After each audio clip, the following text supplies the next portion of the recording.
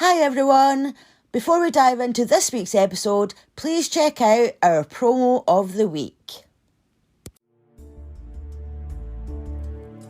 My name is John Lorden, and I've been looking into hundreds of unsolved mysteries over the past 5 years on my YouTube channel, Lorden Arts.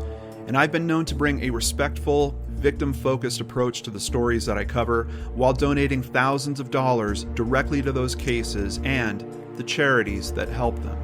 Now, I'm bringing that approach and sensibility, along with some of the biggest mysteries I've ever looked into and some new ones, to a weekly podcast called Seriously Mysterious. From bizarre occurrences to unsolved murders and unexplainable disappearances, everything is fair game on this show as long as it's seriously mysterious. You can find Seriously Mysterious on your favorite podcatchers or by visiting seriouslymysterious.com. Let's look into the mysterious together. Hi, I'm Laura. And I'm Jo. And this is CrimeDivers.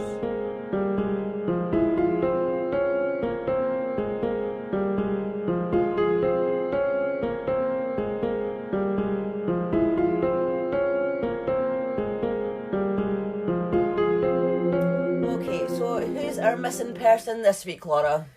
Okay, so this week it is an African-American male called Earl Linwood Kent Jr., who's 26 years of age.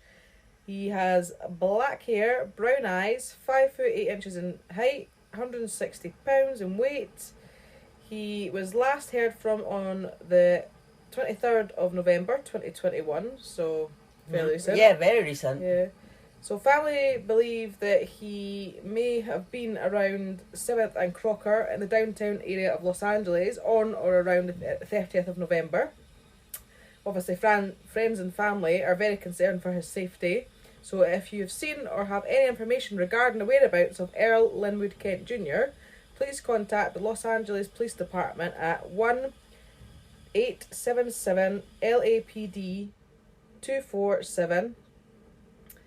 And anyone wishing to remain anonymous should call the Los Angeles Regional Crime Stoppers at 1-800-222-TIPS or go directly to www.lacrimestoppers.org. Okay, so what was his name again, just for Earl? Earl Linwood Kent Jr. Right, okay, so, you know, as usual, if anybody has any information or knows of his whereabouts, you know, the information's there. I will put it in the show notes, so if you can, then share it. Thank you. Thank you. Okay, so where in the world are we? We are in the UK, in England. And what is the title today? It's called 10 Days from Death. Okie dokie. Are you ready to dive in? Yep, let's dive in. So, before I get into the actual case, I just wanted to put a trigger warning at the start. Mm-hmm. So this is a case of domestic abuse. Okay. Which obviously we've done before, but we haven't actually done... This is a female abusing a male. Right, okay. Which we know what happens in any kind of relationship, but we haven't done a case like this before. So I thought, when we do see cases like this, then we should highlight it because most people associate domestic abuse with the female being the victim, but actually, I'm assuming this case is going to show us that it's not always the female who's the victim. They can actually it's the other way around, and it probably sadly does happen a lot. And it goes on. It doesn't get talked about as much. Yeah, exactly. It doesn't. So highlighted as much. Yeah. So when I saw, as I said, when I saw this case, when I remembered about this case, because I saw a documentary a few years ago, when I remembered about this case, and I thought, we should do that because, we should highlight the fact that domestic abuse can happen anywhere, with any gender, any relationship. So, right. So there's your trigger warning. So if you don't, if it's something that you don't want to listen to, then, we totally understand if you want to skip this one. Yeah. So Alexander Gerald Skeel, known as Alex, was born on the 17th of August 1995 to Geraldine and Graham, along with his twin brother Luke in Bedford in England. They were premature and Alex weighed just 2 pounds, so he was placed in intensive care and had to have multiple operations as a baby. So as a result of this, his mum Geraldine, who is, her name's, she gets called Jed. Oh, no. So Jed, she was a bit more protective over Alex just because, you know, she worried about both her kids and loved them the same, but she was a bit more always worried about him. Well, and he'd been through quite a lot at the start of his life, so yeah. So she was always just that little bit more, sort of, you know, a bit more protective over him. Mm-hmm. So they were a close-knit family, and as a kid, Alex would just play football. Like, every Saturday and Sunday, that's what he would be doing. Mm-hmm. And right up until he was 16, he had no interest in girls. It was just football. But that changed when he met a girl called Jordan Worth. So on the 3rd of June 2012, they met at a show that their friends were taking part in. It was a college performance, and Alex and Jordan got chatting because they were sitting in the audience watching their friends. So he was surprised as they hadn't really spoken to many girls before, because, you know, he'd just been interested in football. Yeah, well, that's it. So they started seeing each other, and that led into a relationship. Mm-hmm. So Alex said that Jordan was very caring, she was confident, she was loving, and she showed a real interest in him. She got on with his male and female friends, and she became part of their friendship group. Mm-hmm. His friends described her as friendly, but quite shy and timid, but they all loved her. Mm-hmm. And they could see that Alex was absolutely smitten by her. So, you know, they were like, well, if he's happy, we're happy, yeah, you know. Happy, yeah, totally. And as I said, she was, to start off with, but, you know, that's always the case, isn't it? They have to lure people in, I suppose. Yeah, totally. So, yeah, she was lovely. So, unfortunately, though, Jordan gradually started to change. Mm-hmm. She would make comments to Alex like, I don't like the colour grey, so I don't think you should wear it. No, I don't like your hair like that.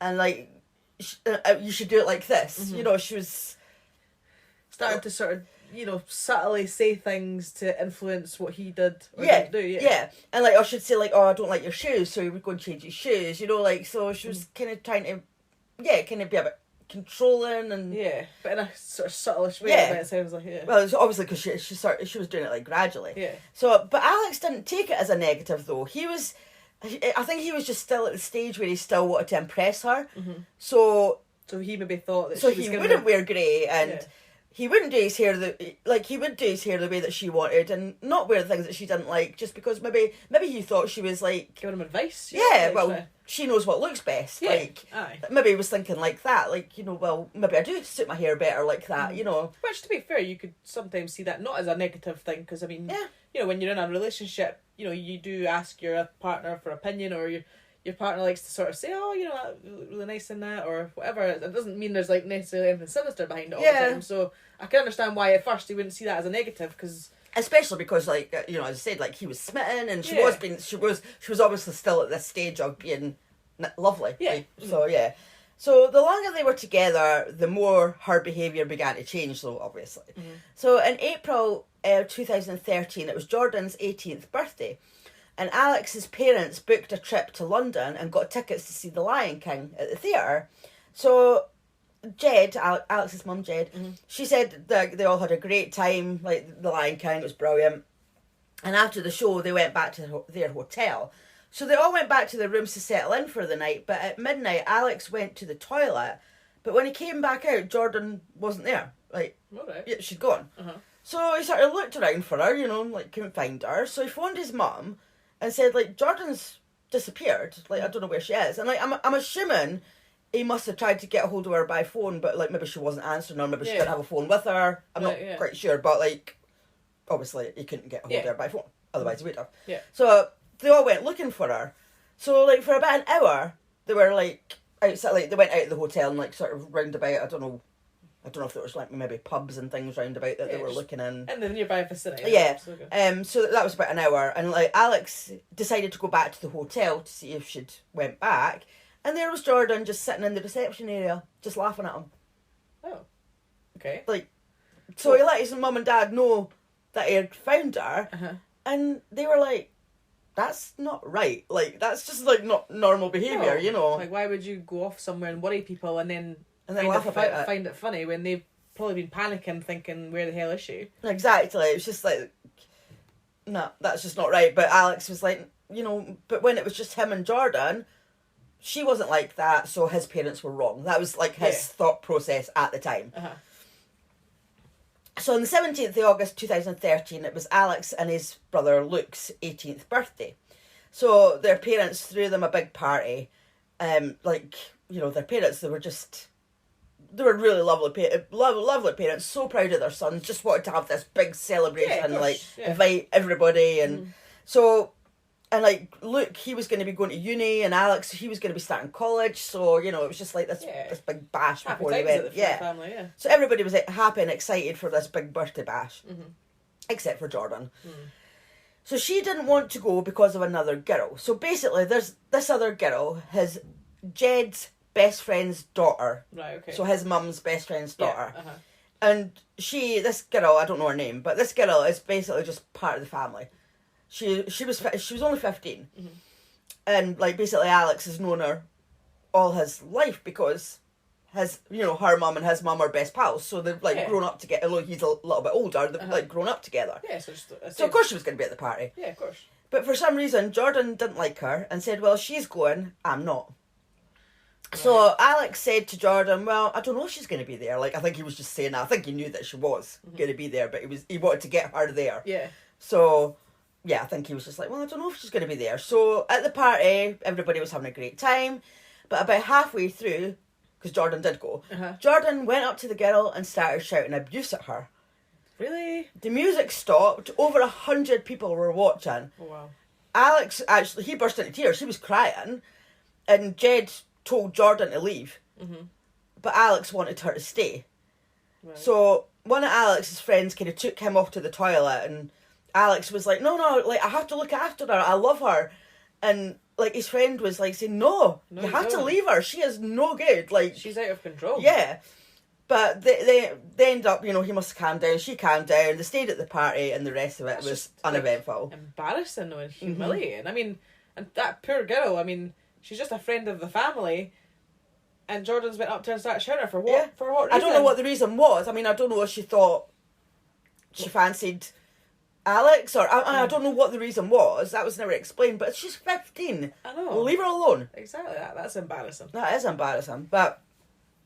So a week or two after the party, Alex and Jordan had been having a few arguments, and she took his SIM card out of his phone and snapped it. Okay. And for him, he said that's when the penny dropped. He realised that everyone was right about her. Yeah. So he decided, right, I'm not doing this anymore. Like, I'm leaving. Like, that's it. I'm gone. I'm finishing it. Yeah. So his friends said it was like a celebration for them because they'd got him back, you know, because they could see. I was going to say that I'm assuming he must have sort of changed. I would assume so, as well, because obviously, you know, maybe not seeing his friends as much, or not being maybe like the happy person that he maybe was before. So yeah, they probably would have been really happy knowing that they've obviously realised that this girl wasn't very good. So they're like, yeah, thank God she's away. Yeah, like we've got him back. We'll get the old Alex back, you know. And they felt that they had got him out of something very bad. Like they obviously knew, like... Yeah, maybe just had a feeling enough. Because obviously I think it's easier to be an outsider looking in. Oh yeah, of course. If you're actually in it, it's very difficult sometimes to see obvious things that are in front of you because you're so in the moment and besotted with a person potentially that you don't realise what's going on. It's always easier for the outside looking definitely, in. Yeah. So obviously he'd moved back to his mum and dad's and everything was great. But one day Jordan arrived at Alex's parents' house to tell them that she was pregnant. Ugh. So Jed didn't actually believe her. She was like, nah, you're just saying that to get Alex back. And she's like, no, I'm pregnant. She's like, right, okay, stay there. So Jed went out and bought a pregnancy test and said, right, you know, off you go to the toilet, do the pregnancy test. And it was positive. She was pregnant. She was telling the truth. So Alex still didn't want to be with Jordan, but he wanted to be there for his child and was willing to support Jordan however he could, you know, with the child. Yeah.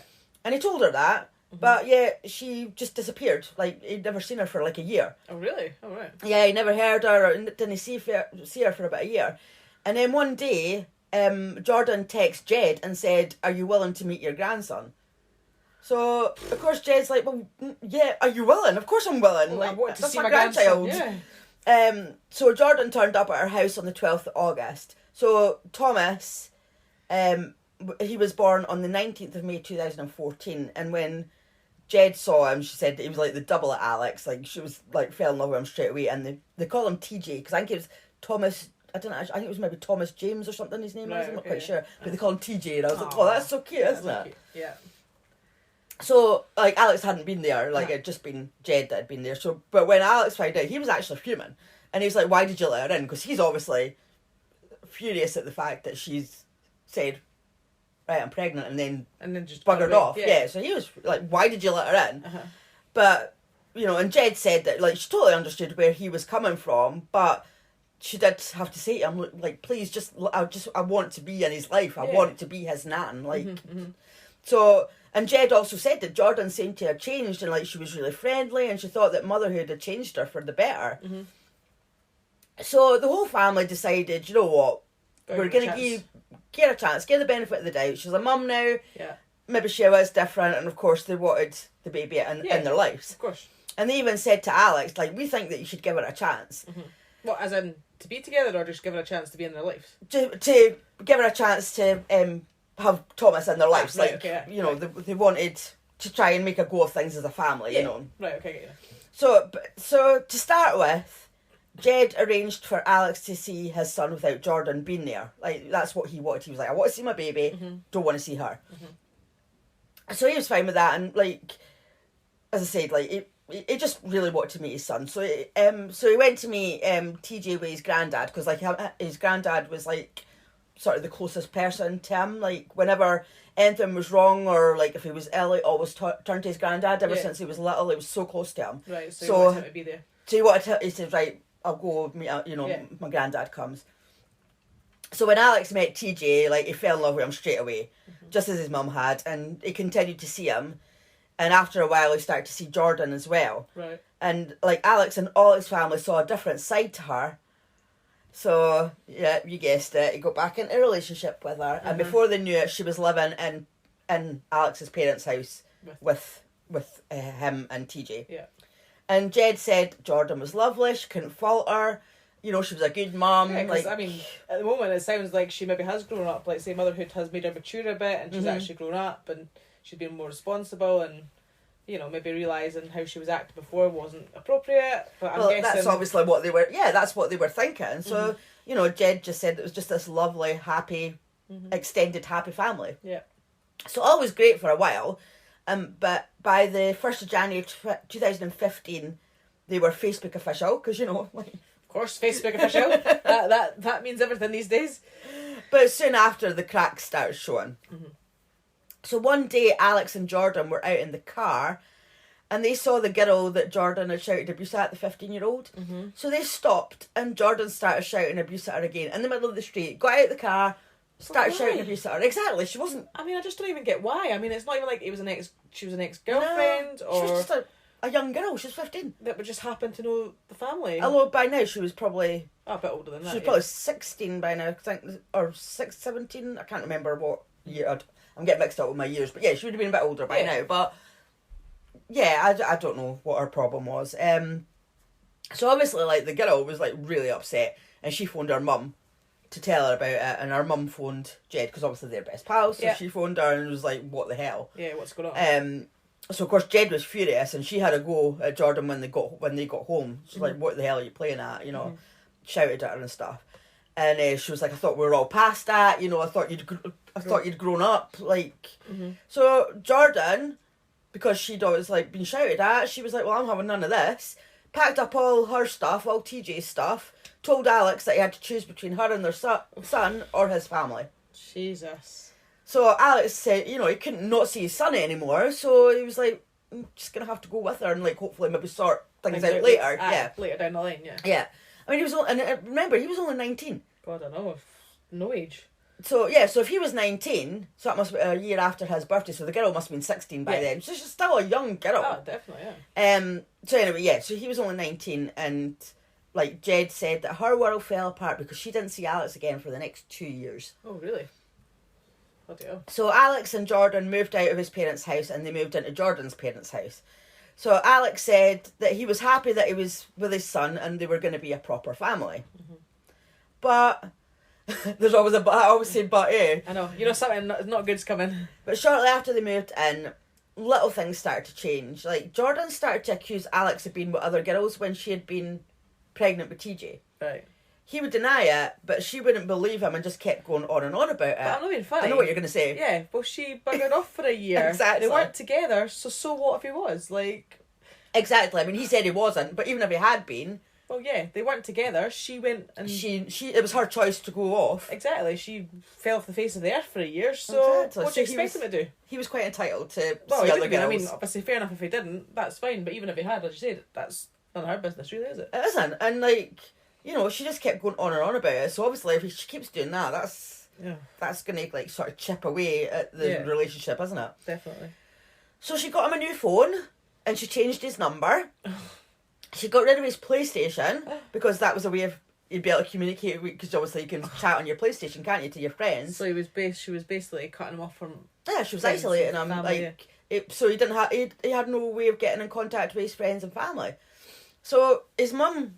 I was kind of a little bit confused, because his mum said that she didn't even know where Alex was, but I thought she would have known that he was at Jordan's parents' house. At least they never said. But you'd think they would, wouldn't you? But obviously, she didn't know where it was anyway. And she obviously didn't have a phone number for him or anything like that, so she sent him £1 on his on the mobile banking, just so that she could write a message with the money saying, "I love you." Aww. That's how desperate she was to get in contact with her son. But she got a message back saying, "I hate you. Stay away from me." So obviously Jordan. That was Jordan. That wasn't Alex. Yeah, I was going to say. So Jordan must have been in control of his banking as well. Yeah. That's just ridiculous. He obviously had no privacy whatsoever. No, doesn't sound like it. One day Jordan told Alex that her mum had just got a message from his mum saying that his granddad had died. Now remember, this is the one that he was really close to. Alex obviously was devastated as he was so close to his granddad, and he just kept thinking, how am I ever going to forgive myself for not being there to say goodbye? A few hours later, Jordan asked Alex why he was so upset. And he was like, "Because you told me that the most important person in my life has died." And she went, "No, he's not dead." What? She had made it up because she was jealous of the bond that Alex had with his granddad. Oh, for goodness sake. That is so immature.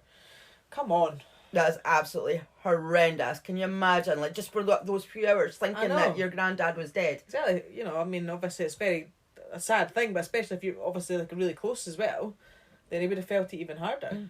That's awful. That's actually really cruel. It is. It's cruel. Yeah. In July 2016, Alex and Jordan moved out of her parents' house, and they moved into their own house in a place called Stewartby. So the first month of them moving in was great. They had a nice house, nice area, there was no arguing, and they decided to try for another baby. Oh, God.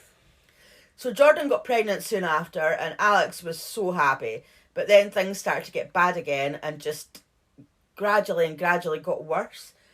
He had a job, I don't know what it was, but he had a job, and he said it was a good job, and he loved it there. But Jordan told him he had to leave because it wasn't good enough, like he could do better than that. Right, okay. So he did leave, but he wasn't happy about it but she told him to leave, so he left. So Jordan was attending university, and she told Alex that he would have to go with her every day because she didn't trust him home alone, because he knew that he would go back to see his mum and dad without her knowing. So, and he said, well, I didn't know how I would be able to go back to mum and dad because I didn't have any money. She took my wallet. I didn't have any money. So he would have had to sort of, unless he walked, but I think it must have been quite a distance away. He must have had to use transport to get there. Yeah.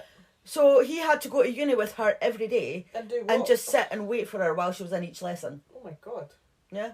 Yeah, it's awful, but it's one of those things. It's because you think, why? But then when you're in that moment and that thing, you obviously felt like you couldn't say no. You had to go that's and do just the way their life was. Yeah.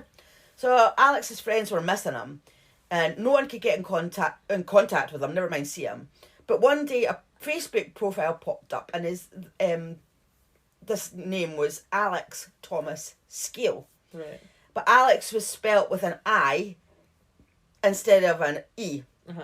And his Alex's middle name isn't Thomas, right, but his son's name is Thomas. Right, yeah. So, it didn't take much for his friends to kind of put two and two together and, thought, I think that must be Alex. So one of his best friends just thought, well, I'm going to send a friend request, see if it is him.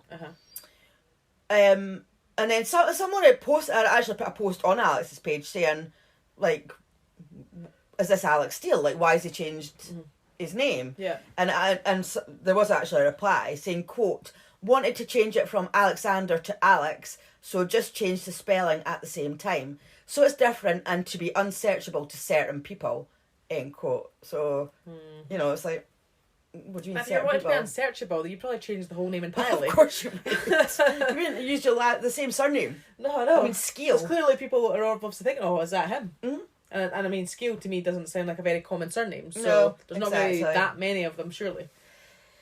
So the best friend that had sent the friend request, it was that his friend request was accepted, and he got a message from Alex, but he knew straight away that it wasn't Alex. I mean, this is his best friend, known him for years, knew that it wasn't him who was messaging, especially because it said, I've never been your fucking friend. I never wanted anything to do with you. I've just been lying to you this whole time. And his friend replied back saying, all right, Jordan. Aye. You know, it's finally my turn then, is it? Because, they knew. Yeah. She'd obviously already been alienating him or isolating him from other friends as well. So he's like, oh, it's my turn then. Yeah. And then he was blocked straight away. So, obviously it was her. So on the 17th of August 2016, it was Alex's birthday. And his granddad, the one that is alive, sent him a Facebook message. And it said, happy birthday, Alex. We miss you very much. Love you. From Nan and Grandad. And he got a reply saying, don't message me again. So, as you can imagine, his granddad was, like, really upset by that. Yeah, totally. Because he thought it was Alex. So, and he just messaged back saying, okay, Alex, don't want to upset your life in any way, just as long as you're okay. Yeah.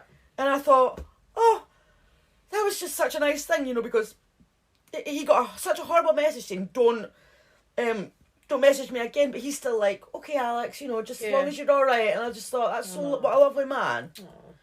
So one day, one of Alex's female friends received a message from that same profile, and it said, are you still fat? For God's sake. So Jordan was obviously just trying to get rid of Alex's friends. I mean, they obviously could see through the fact that it wasn't Alex. Yeah, but I think she was just that immature that she didn't see that. She thought that people would think it was Alex. Yeah.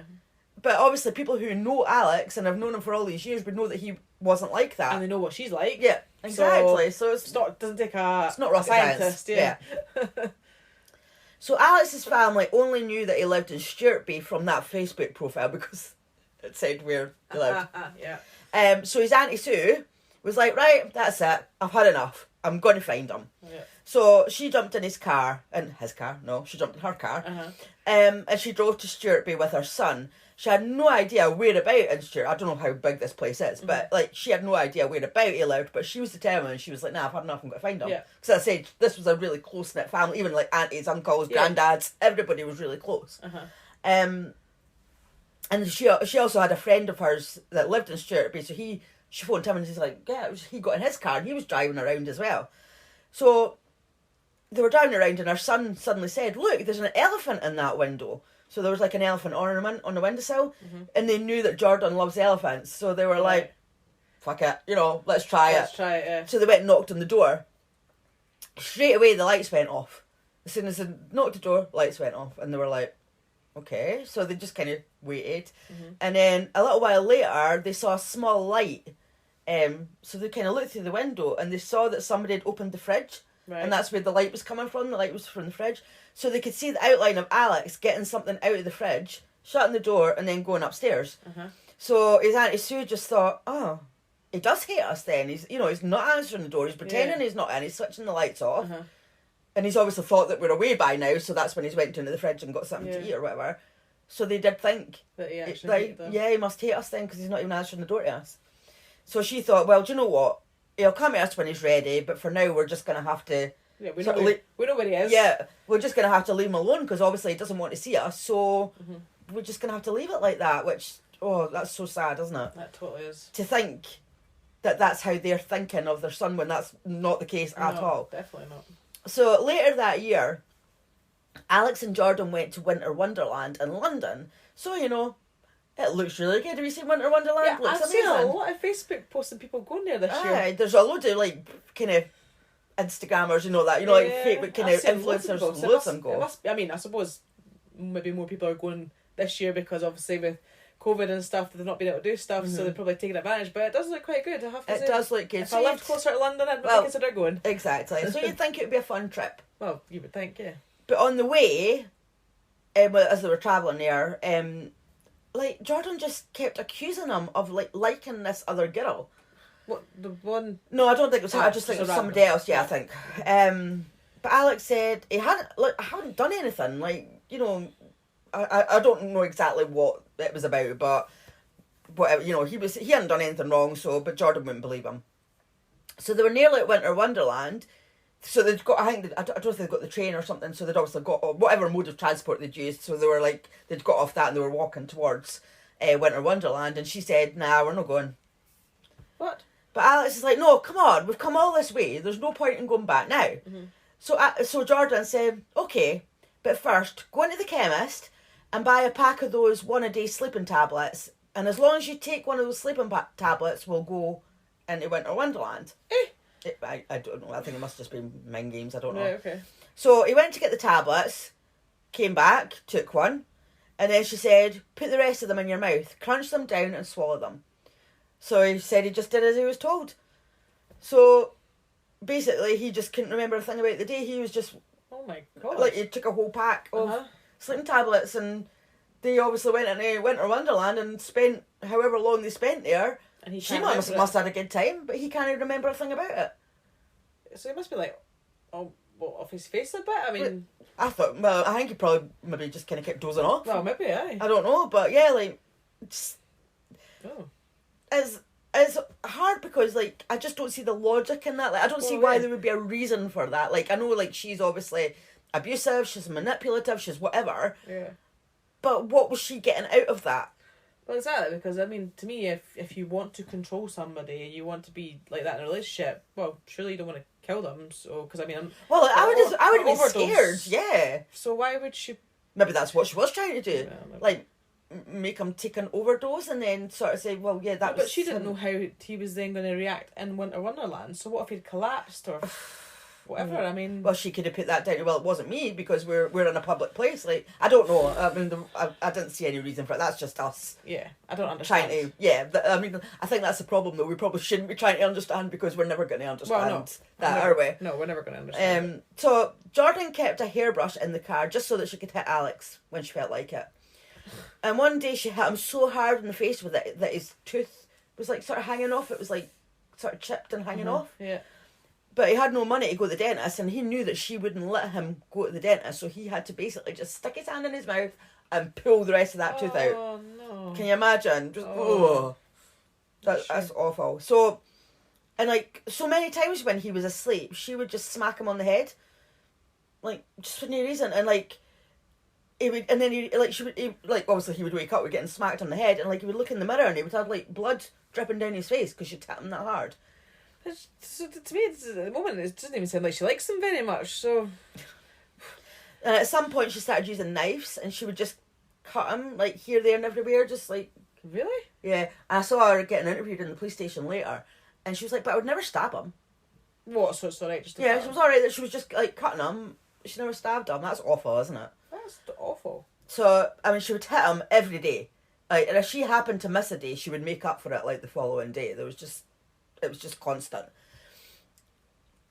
Jordan wouldn't let Alex eat properly. Like, he would want food, but, like, so he'd say, like, well, I'll make something to eat. And she'd be like, nah, I'm not hungry. So he wasn't allowed to cook anything if she wasn't hungry. So even if he was hungry, he had to just starve and... I think he got bits and pieces, but I don't think he had like proper cooked meals. And he wasn't allowed to sleep in the bed. Like, he had to sleep on the floor.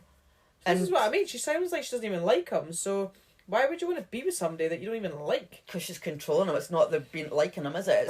She likes the control. Well, I mean, I'll say what did you get out of that again? She gets the control. Well, that's obviously what she wants. That's what she's doing. But I saw and again in the police interview, and they were like, the policewoman had said, Alex said that he didn't sleep in the bed, that he had to sleep on the floor, and she's like, yeah, me and TJ sleep in the bed, and it was like, it was just so, yeah, that, matter of fact, yeah. I mean, like in the interview, she just seemed like Like what, she wasn't doing anything wrong, it was just like Yeah, it was just normal like- things. But she was like really matter of fact when she was asking about things. Like, yeah, I did do that, but you know, as I said, yeah, I did cut him, but I didn't stab him. I never stabbed him, and you know, it wasn't like, but I never did that. It was like, you know, no, just calm, and Yeah. it was so weird. So and I think altogether they must have been together for maybe about 5 years, but in like sort of by about 3 years, Alex lost about 5 stone. Wow. So Alex would, like, he could feel his body starting to shut down, but he didn't want TJ to get hurt, so he was, like, fighting to keep going because he didn't know what would happen if he left. So at 2:30 in the morning on the 3rd of February 2017, Alex called his dad, Graham, and he just said, "Dad, help me." And so his dad straight away phoned Auntie Sue and said, "Will you come with me? Alex was asking for help, so we have to go." Yeah. So they went, but again, as soon as they knocked on the door, all the lights went off. So Sue shouted, "If you don't answer the door, I'm going to phone the police." But Alex shouted, "Go away, I don't want you here." But Alex was like, "Nah, you asked for help, so we're here." So I'm assuming that he must have got caught out by Jordan. Yeah, he was trying to backtrack. And Yeah, like Jordan's like, "No, like, Yeah. we're not having that," so. Yeah. So Sue, she go on, Auntie Sue. So she phoned the police. And when they got there, they told Graham and Sue to go and sit in the car while they went into the house. So the police came out after a while and they just said, "Oh, they just had a row. We've put them in separate rooms. We've had a word with them. Everything seems okay, but Alex is walking with a bit of a limp." Right. That was it. Police told Graham and Sue to go home and they left. Shit. So Jordan, she must have been having a moment of niceness. Because I think that's what abusers do, isn't it? It's like, They can be nice sometimes. they can be nice sometimes to kind of keep reeling them in, Yeah. you know, or to get them back, like if they're kind of drifting, I don't know, reel them back in. Yeah. So she bought them tickets to go and see Alex's favourite band, Bastille. So they were playing in Leeds, so they went and like stayed overnight. So they had a great night, but the next morning, Alex woke up to boiling water being poured over his back by Jordan. Oh my God, no. And she told him that if anyone asked what happened to his back, to tell them that the shower in the hotel was faulty and it burnt him. Can you imagine boiling hot water being poured over you? I mean... Oh, we've all burnt ourselves now Yeah. and again, you know, but... Exactly, oh. I mean, even just sometimes like a splash of hot water can it really hurts. Never mind somebody pouring it on your skin. I was pouring water out the kettle one day and a bit of it dripped onto the dog. And she squealed. Oh, did you? You know, it was just a little bit that it sort of dripped down onto her. And that was obviously coming from the kettle down to quite low on the ground because she's a little thing. Yeah. So it would kind of cool on the way down. So, and she squealed at that. So can you imagine just like somebody standing over you and pouring That's horrible. boiling water? And I warn you now, that's not the first time she did that. So there is more of that to come. Oh, God. So one day, this is the immaturity coming back in, I think. Jordan bought a lie detector test. But it was one of those like novelty ones that cost $5. It's like a kid's toy, basically, isn't it? So obviously it wasn't going to be reliable. No, definitely not. So she told Alex to strap his hand in it, and she was holding the kettle with boiling water in it. So basically she was waiting for him to get a question, like to say that he was lying, and she was going to pour the water. That's what she was going to do. So she asked a question and it buzzed to suggest that he was lying. So he knew what was coming, so he got up and he ran away, like to get into another room to get away from her. So like that's horrific. Like I mean, I remember years ago when the kids were younger, and they actually got a game that was like a lie detector game. It was obviously just like not what I think. And it used to, I mean, like you would ask a question like, "Is your name Jill?" and it would buzz to say you were lying. You know what I mean? So like, there's just no way. No. I mean, Although actually, that would have told me that I was lying because my name's actually Gillian. that is very true. But you know what I mean? Yeah, they're like, so why? I mean, if you're gonna do something like that, at least get a proper lie detector test. Like, Well, yeah, I mean, a toy one's not going to no, be accurate, is it? it's a novelty thing. Yeah, totally. So yeah, so I don't know if you remember, but she was pregnant. Oh, yeah. Oh, God, I forgot she was pregnant. Yeah. So even through all of this, she was pregnant. Like, he'd actually thought, when she first got pregnant, he'd actually thought, oh, maybe when she's pregnant, that's going to give me a bit of a reprieve because she's not going to be No, she was just as bad. Just as bad, yeah. Yeah. So she gave birth on the 2nd of May 2017 to a baby girl called Iris. So, and he was like, Alex obviously really looking forward to her birth, but not just because he couldn't wait to meet her, because also he was hoping that maybe Jordan would stop abusing her. Like, he obviously hoped it when she was pregnant, but that didn't happen. But then he thought, surely when a new baby comes along, especially when you've already got a little boy as well, you're you know, 2 kids to look after, you're going to be pretty busy. So, but no, 3 days she stopped abusing him for, and then she was back at it again. So that baby girl was 3 days old when she started abusing her dad again. That's awful. So on the 31st of May 2017, 4 weeks after Iris was born, Alex and Jordan were up all night arguing, and Jordan kept flicking the kettle on. So basically, if it went cold, she would boil it again, so that if she wanted to, she could just throw water at him and it would be boiling hot. How sick is that? That is sick. So after a while, she backed him into a room, and she took the lid off the kettle and threw the boiling water at him. So he obviously like put his arm up to like sort of shield his face. Yeah. And so like his arm just got hit. I've actually seen a picture of it, and you can see. It's horrible. Yeah. A couple of days after that, about 2 a.m, they were arguing again, and Jordan picked up a bread knife, and Alex tried to get away from her, but she cut his hand. So it was like on the top of his hand, and she cut him in 2 places. So one was quite a long squiggly line under the knuckle that's under your index finger. Right. And the other one, a little bit smaller, and that was right on the middle knuckle, like the one that's on your middle finger, it was cut right on there. So Alex had backed up into the bathroom and was trying to stop Jordan from getting in, and she tried to slash him in the face with the knife, and he put his arm up to protect himself, and she cut him on the side of his hand, like down his wrist, and it was quite deep. So she actually started panicking because she was like, "Oh, that's quite a bad one." So she managed to find a football sock, and she like wrapped it up for him. Try to be like the caring partner. Florence Nightingale, your heart out. So she like stopped the bleeding. So the next thing they saw like blue flashing lights outside, and there was a knock at the door. The police had arrived. Neighbours had phoned 999 to report a domestic disturbance between a man and a woman. So obviously the neighbours had heard. Yeah. The neighbour said that he heard Alex shouting things like, "I'm sorry, it's not my fault, get off me, leave me alone, stop hurting me." So Sergeant Ed Finn from the Bedfordshire Police, he was like knocking on the door and like shouting like through the letterbox, "Come on, it's the police, you have to come and answer the door." Yeah. So eventually Jordan answered the door, and Ed Finn, the sergeant, said she looked fine, casually dressed, she wasn't dishevelled or anything, like, you know. I'm assuming he was expecting her to be... Well, I think, like, I don't know if he was expecting her to be sort of being abused or anything like that, but I thought maybe if you're having an argument, you maybe be a bit flushed, you'd maybe your clothes would maybe be a bit dishevelled, you know, like, but she was totally calm, and I said she seemed like a very calm person when I saw her, so it's like, where does her temper come from? Yeah, you know? exactly, yeah. But, so she answered the door and she said, "There's been a problem, Alex has hurt himself." So she let the police in, and they went straight upstairs where Alex was sitting on the top step, and his hand was wrapped up and blood was everywhere. Like the bathroom had blood like all over the floor. It was on the sink and everything like that, because you can actually see it if I watched the documentary. And because the police have got their body cams on, so you actually see them. Like they don't obviously show certain things, but yeah, you can see like the blood on the bathroom and everything like that. So Alex and Jordan both told the police that Alex had used the knife to cut his own wrists. Ugh. So he had to endure all that and then take the blame for it. That's awful.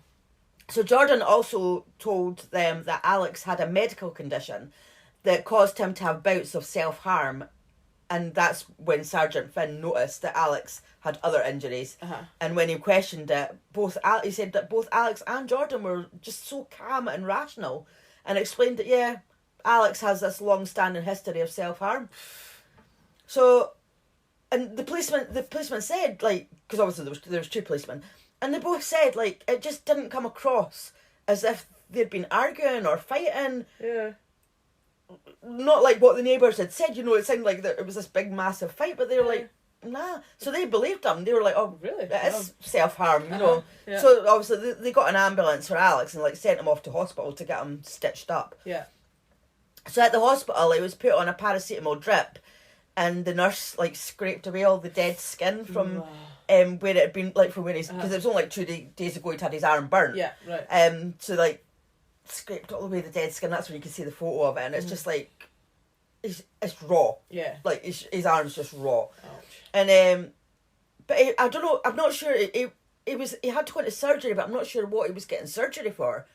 Maybe but do like a skin graft. well, or maybe something, that's what I was kind of thinking, maybe the skin graft or something. But so he was just about to go into surgery when Jordan arrived and said, "Right, come on, we're going home." So he was like, "All right, okay." So as he was trying to walk out, the nurses were saying, "Please stay, like stay here, like you know you need to." Oh, you're about to get surgery. Yeah, exactly. And they got so worried about him leaving that they called up the consultant to try and get him to convince Alex to stay, but that didn't work. And Alex is like, no, I'm fine, I'm going home. So the consultant came up to him and like put his hands on Alex's face and he just went, "Are you safe to go home?" And Alex went, "Yeah, I'm fine." So he obviously had an inkling that, you know, what was going on. But Alex was like, no, and he was like, can't do nothing about it. They couldn't force him to stay. No. And Alex said it was weird because it was the right place and it was the right time to speak up about the abuse, but he didn't. He was just so scared of what Jordan would do. So the next day, Sergeant Ed Finn, you know, the guy that'd been out, he was on shift and he just couldn't shake this niggling feeling about Alex. Yeah. And he said he did try to get a hold of Alex, but he couldn't. I think he'd went to the hospital to find him there, but he'd already been discharged. A few days later, on the 10th of June 2017, he was looking at the system, like at calls that were coming in, and he saw Alex and Jordan's address, so obviously there'd been another call came in, so he was like, right, I'm going. So Alex said that they were shouting and arguing, and then someone knocked on the door, and he saw the police car outside and opened the door to Ed, and Alex said he just had this really nice smile on his face, and he's like, "All right, mate, you remember me? Like, how you doing?" And Alex let him in, and Ed said now that he could see Alex in the light of day, he could just see how bad things were. He had countless injuries all over his body. He had horrible dirty clothes on, he was pale, he was thin, and he just knew that Alex was being abused. So he asked Alex to go upstairs with him for a chat and left Jordan downstairs. And he asked Alex, "How, like, have you been assaulted today?" And Alex said, quote, no assault, nothing. It was just arguing. We're just so stressed out," end quote. Ed asked about his injuries, and Alex's story just didn't change. He was adamant that he'd caused the injuries himself. And what was running through Alex's head the whole time was, how would she react if he did anything wrong? She would go off her head. So all this time he's still thinking of Jordan. He's just got right into his head, hasn't she? Yeah, and then she actually came into the room and with the baby and said, "Oh, is it okay if I come in and change her?" And I was like, she wanted to come in and disrupt the conversation. Yeah. So Ed, he was like, "No, I need to get Alex out of the house." Yeah. So he said, "Right, come on, get a jacket. I'm going to take you to the hospital and get your dressings changed." So they got in the police car. Like, she was kind of like, are you coming back? Like, you know, kind of, and he's like, "Yeah, I'll be back later." You know, you can see she was kind of a bit worried. So they got in the police car and Ed said, "Right, we're not leaving here until you tell the truth. You need help. She needs help. Your children need help. You all need help." And Alex still said, "I do this to myself." So Ed turned his body cam, turned the cameras off, everything, and just said, "Right, okay, my camera's off. It's just you and me in this car. Tell me." And Alex eventually told him about the abuse. But he said, "Please just go off what the neighbours have said, because I don't want Jordan to know it's came from me." So Alex was taken to the hospital, and Ed, I think he must have got an ambulance or got another police officer to take him to the hospital, and Ed went straight back into the house and arrested Jordan for assault and grievous bodily harm. And she seemed fine, like because you see her getting arrested, and she's just so calm, just nothing.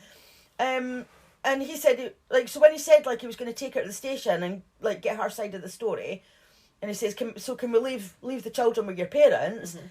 And so she's like, yeah. And in the car, she was like, "So how long do you think this is going to take? Like maybe an hour?" And Ed's like, "Oh, I think it's going to be a bit longer than that." She obviously clearly thought she was still going to get away with it. Yeah. So at the hospital, the doctor said that Alex was probably about 10 days away from death. Wow. And he didn't need to stay in overnight. So the police put him up in a hotel, and an officer bought him a McDonald's on the way there. And Alex said it was the best food he'd ever eaten because he hadn't eaten a proper cooked meal for so long. Wow.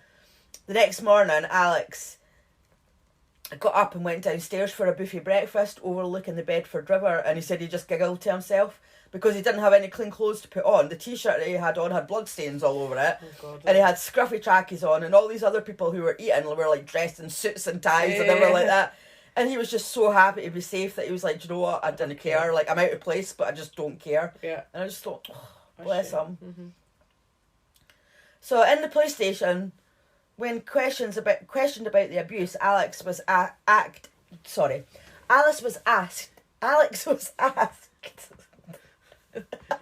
quite hard to say. Alex was asked if he had ever acted in self-defence against Jordan, and he said no, because he never wanted to hurt her. Mm-hmm. He was asked why he had never reported the abuse, and he said he thought it would be swept under the carpet one day and it'd be fine. Mm-hmm. He just thought, oh, eventually she'll get sick of it. Yeah. He didn't think it would go on for that long. Yeah, obviously.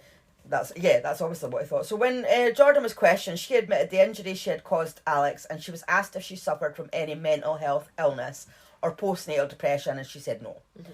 So on the 28th of September 2017, Jordan was charged with 17 counts, including grievous bodily harm and controlling or coercive behaviour.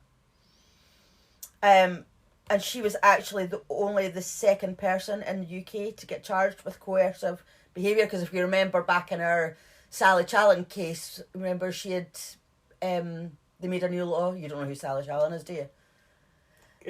Coercive control. Oh, yeah. She'd killed her husband. Oh, yeah. So, yeah. They made a law that it's illegal for coercive behaviour now. So she was only the second person in the UK and the first woman to be charged with that. Yeah. Mm-hmm. So a police officer phoned Alex's mum and said, "I'm just phoning to tell you that your son is safe and well." Because remember, she hasn't spoken to him for 2 years. She didn't know what was going on. And Jed said, "What happened? Did she hurt him?" And the officer said, "Yeah, he's been burned, stabbed and slashed. But he's on his way home because he wants his mum." And when he got there, Jed said he could barely even walk up the path, and the first thing he did was give his mum a cuddle and said, "I need to make my children safe." Yeah. His family didn't even know that he had a daughter. What shame. Because I think she was still quite newborn. Yeah. But they didn't even know anything about her. So within 5 days, he had his children safe at home with him at his mum's. Mm-hmm. And, obviously got full custody. Yeah. Mm-hmm. Jordan, she pleaded guilty to 3 of her 17 counts. And she showed no remorse at court, and the judge said, "Jordan doesn't blame Alex for anything that she did to him." What? What? Of course she doesn't blame him for anything, because none of it was his bloody fault. I was going to say, how could she even have the audacity to think that she could blame him for anything? I know. That's what I was like. I was like, what? What? Did I hear that right? Yeah. That's what I was like, what? Yeah, you kind of looked a bit confused. Yeah, I was like... where was I? So on the 13th of April, Jordan was given 2 7-year sentences for wounding with intent and grievous bodily harm to be served concurrently. Yeah, I know. She should have just got 14 years instead of I don't understand why you would have 2 of 7 years. That's just 7 years. Yeah, exactly. That's just 1 sentence. That's not 2. No, exactly. Anyway. If you're giving it for each, you just add it on. Yeah, exactly. So she got a 7-year sentence and a consecutive sentence for 6 months for controlling or coercive behaviour. Jordan was the first female in the UK to be convicted of this charge. Alex is now a football coach, because he loved football. That's all he ever wanted to do. So he's now a football coach and an ambassador for domestic violence charity called the Mankind Initiative. Mm-hmm. This charity supports male victims of domestic abuse and violence, and they campaign to ensure that equal recognition is given to male victims in the same way that recognition is given to female victims of domestic abuse.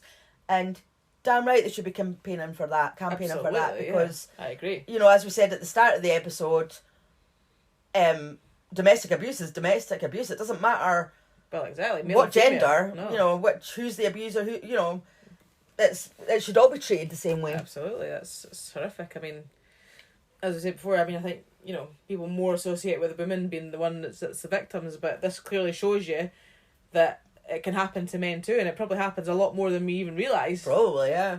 So, you know, if we can get any more awareness about it, then, you know, hopefully other men that have been through it or going through it can speak up. Yeah, exactly. I mean, I think there's probably, especially in the past, there'll be a lot of cases where men haven't even came forward because, I don't know, maybe they think they won't be believed, you know, because how can a man be abused by a woman kind of thing, you know, like, but no, like... It can happen. It can happen, and if, you know, if anybody listening, you know, if you are been abused or you know anybody, male or female, you know, try and speak up. You know, I know obviously every situation is different, and you know, a lot of time people don't feel they can come forward. You know, but if you can, then please do, and you can get the help. You know, there's always help out there. Definitely.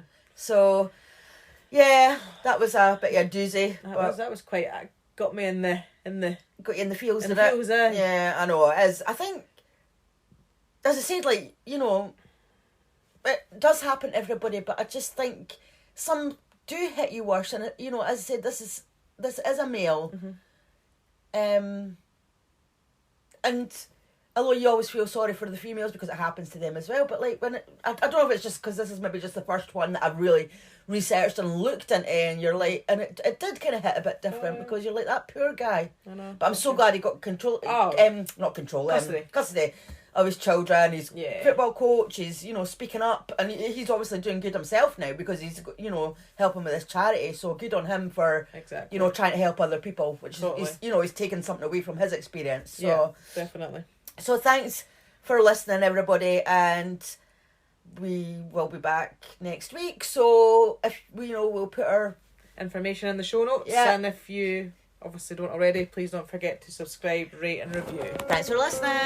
Bye.